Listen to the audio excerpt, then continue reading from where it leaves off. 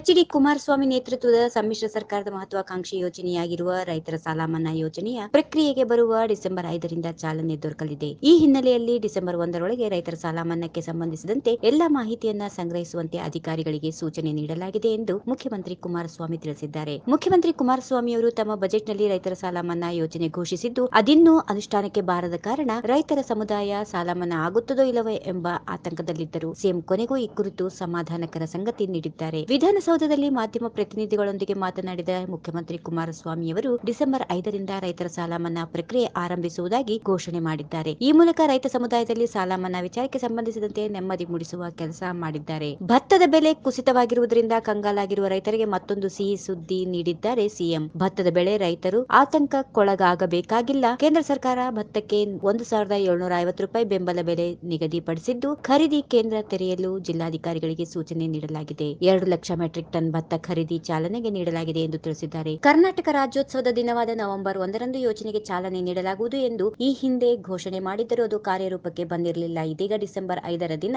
ನಿಗದಿಪಡಿಸಲಾಗಿದೆ. ವಿಧಾನಸೌಧದಲ್ಲಿ ಮಂಗಳವಾರ ನಡೆದ ಜಿಲ್ಲಾಧಿಕಾರಿಗಳು ಮತ್ತು ಜಿಲ್ಲಾ ಪಂಚಾಯತ್ ಮುಖ್ಯ ಕಾರ್ಯನಿರ್ವಹಣಾ ಅಧಿಕಾರಿಗಳ ಸುದೀರ್ಘ ಸಭೆಯ ನಂತರ ಸುದ್ದಿಗೋಷ್ಠಿಯಲ್ಲಿ ಮಾತನಾಡಿದ ಅವರು, ರಾಷ್ಟ್ರೀಕೃತ ಬ್ಯಾಂಕ್ಗಳಿಗೆ ಮಾಡಬೇಕಾದ ಮರುಪಾವತಿಯ ಸಂಬಂಧ ರಾಜ್ಯ ಸರ್ಕಾರವು ಕಲಬುರಗಿ ಜಿಲ್ಲೆಯ ಸೇಡಂ ಮತ್ತು ದೊಡ್ಡಬಳ್ಳಾಪುರ ತಾಲೂಕುಗಳಲ್ಲಿ ಪ್ರಾಯೋಗಿಕ ಕಾರ್ಯ ಆರಂಭಿಸಲಾಗಿದೆ. 2 ತಾಲೂಕುಗಳಲ್ಲಿ ರೈತರ ಸಾಲದ ಮೊತ್ತದ ಕುರಿತು ಮಾಹಿತಿ ಸಂಗ್ರಹಿಸಲಾಗುತ್ತಿದ್ದು, ಬ್ಯಾಂಕ್ಗಳಿಗೆ ಮರುಪಾವತಿ ಮಾಡಲಾಗುವುದು. ಹಂತ ಹಂತವಾಗಿ ಇತರ ಜಿಲ್ಲೆಗಳ ರೈತರ ಸಾಲದ ಸ್ಪಷ್ಟ ಮಾಹಿತಿ ಪಡೆದುಕೊಂಡು ರಾಷ್ಟ್ರೀಕೃತ ಬ್ಯಾಂಕ್ಗಳಿಗೆ ಮರುಪಾವತಿ ಮಾಡಲಾಗುವುದೆಂದು ಸ್ಪಷ್ಟಪಡಿಸಿದರು. ಸಾಲ ಮನ್ನಾ ಯೋಜನೆಯ ಪಾರದರ್ಶಕವಾಗಿ ನಡೆಯಬೇಕು ಎಂಬ ಸದುದ್ದೇಶದಿಂದ ಹಿರಿಯ ಐಎಎಸ್ ಅಧಿಕಾರಿ ಮನೀಶ್ ಮೌದ್ಗಿಲ್ ಅವರನ್ನು ಸಾಲ ಮನ್ನಾ ಯೋಜನೆಯ ಸಮನ್ವಯ ಅಧಿಕಾರಿಯಾಗಿ ನಿಯೋಜಿಸಲಾಗಿದೆ. ಅವರು ಗುರುವಾರ ರಾಜ್ಯದ ಎಲ್ಲಾ ಜಿಲ್ಲಾಧಿಕಾರಿಗಳ ಜೊತೆ ವಿಡಿಯೋ ಕಾನ್ಫರೆನ್ಸ್ ಮೂಲಕ ಚರ್ಚಿಸಿ ಗೊಂದಲಗಳನ್ನು ಬಗೆಹರಿಸಲಿದ್ದಾರೆ ಎಂದು ಹೇಳಿದರು. ಡಿಸೆಂಬರ್ 1ರೊಳಗೆ ರೈತರ ಸಾಲ ಮನ್ನಾಕ್ಕೆ ಸಂಬಂಧಿಸಿದಂತೆ ಎಲ್ಲ ಮಾಹಿತಿಯನ್ನ ಸಂಗ್ರಹಿಸುವಂತೆ ಅಧಿಕಾರಿಗಳಿಗೆ ಸೂಚನೆ ನೀಡಲಾಗಿದೆ. ಡಿಸೆಂಬರ್ 5ರಿಂದ ರಾಷ್ಟ್ರೀಕೃತ ಮತ್ತು ಸಹಕಾರಿ ಬ್ಯಾಂಕ್ಗಳ ಸಾಲ ಮನ್ನಾ ಪ್ರಕ್ರಿಯೆ ಪ್ರಾರಂಭಿಸಲಾಗುವುದು. 33 ರಾಷ್ಟ್ರೀಕೃತ ಬ್ಯಾಂಕ್ಗಳ